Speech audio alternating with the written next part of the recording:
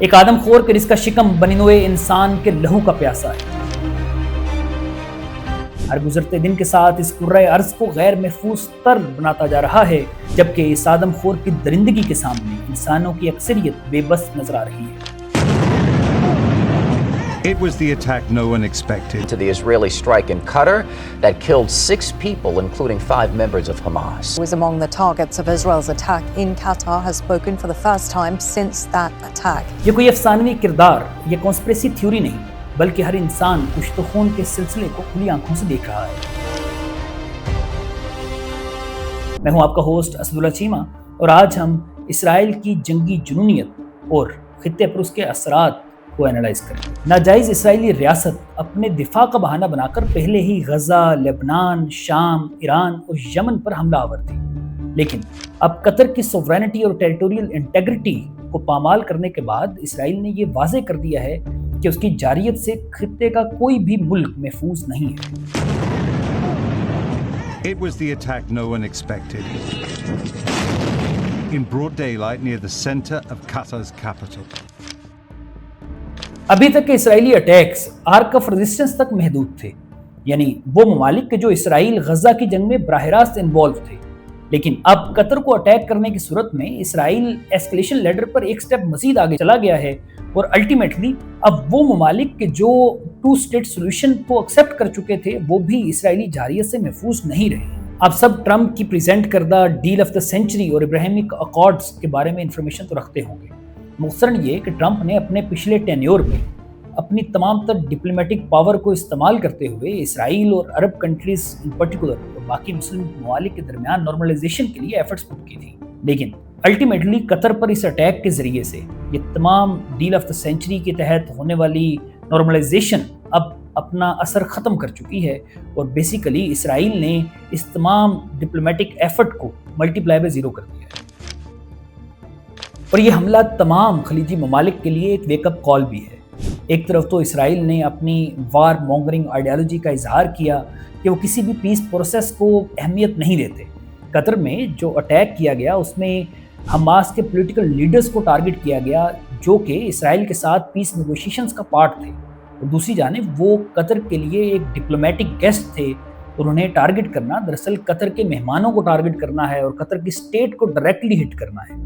اور دوسری جانب یہ بھی واضح ہو گیا کہ ٹریلینز آف ڈالرز کی انویسٹمنٹ اور ڈیفنس ڈیلز کے باوجود یو ایس ایک ریلائبل ڈیفنس پارٹنر نہیں ہے ان تمام خلیجی ممالک کے لیے against the threat of Israel. مثلا قطر نے ابھی سے کچھ دن پہلے ہی ٹرمپ کو $400 ملین کی مالیت کا پریزیڈنشل پلین گفٹ کیا، اور دوسری جانب $1.2 ٹریلین کی انویسٹمنٹ ایگریمنٹس کو سائن کیا گیا، اور یہ صرف قطر کی انویسٹمنٹس کا میں ذکر کر رہا ہوں۔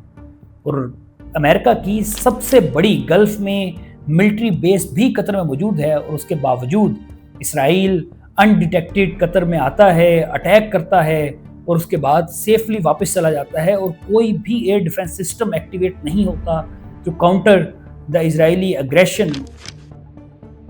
اور اس پر امریکہ کا یہ سٹانس کہ اسے اس حملے کے بارے میں کوئی معلومات ہی نہیں تھی، یہ بہت مضحکہ خیز ہے۔ Just listen to what Trump says. And then on Israel, did Bibi Netanyahu speak to you directly to alert you that Israel was going to be striking Hamas sites in Qatar? No, he didn't. No, he didn't. Yeah, go ahead. How did you learn of it? Same way you did. یعنی billions of dollars مالیت کے advanced U S air defence systems اور radars پر enable to detect Israeli jets, اور جبکہ وہ اسرائیلی jets نہیں تھے، بیسیکلی وہ میڈ ان امریکن جیٹس تھے، وہی F-35 تھے جو امریکہ نے پروڈیوس کیے، وہی F-16 ہوں گے جو امریکہ نے پروڈیوس کیے ہوں گے۔ یعنی ایسا پاسبل ہی نہیں ہے کہ امریکن ڈیفنس سسٹمز اور ریڈارز ان جیٹس کو ڈیٹیکٹ نہ کر سکیں، کیونکہ وہ انہی کی پروڈیوس ٹیکنالوجی ہے۔ اس حوالے سے ٹائمز آف اسرائیل نے بھی کلیم کیا ہے کہ Israeli prime minister Netanyahu نے well before the attack Trump کو اس اٹیک کے بارے میں بتا دیا ہوا، لہٰذا گلف کنٹریز ہیز ریئلائزڈ کہ وہ امریکہ پر اپنے ڈیفنس کے لیے مزید ریلائی نہیں کر سکتے، اسی لیے دے ٹرن ٹورڈز مسلم نیشنز۔ پہلے OIC کا اجلاس بلایا گیا کہ جہاں پر تمام مسلم لیڈرز اکٹھے ہوئے اور دے آل کنڈیمڈ، لیکن اسرائیل جیسے جارح کے لیے صرف ورڈلی کنڈمنیشن از ناٹ انف۔ اس سلسلے میں سب سے اہم اور میجر ڈیولپمنٹ پاکستان اور سعودی عرب کے درمیان ڈیفنس پیکٹ کا سائن ہونا ہے۔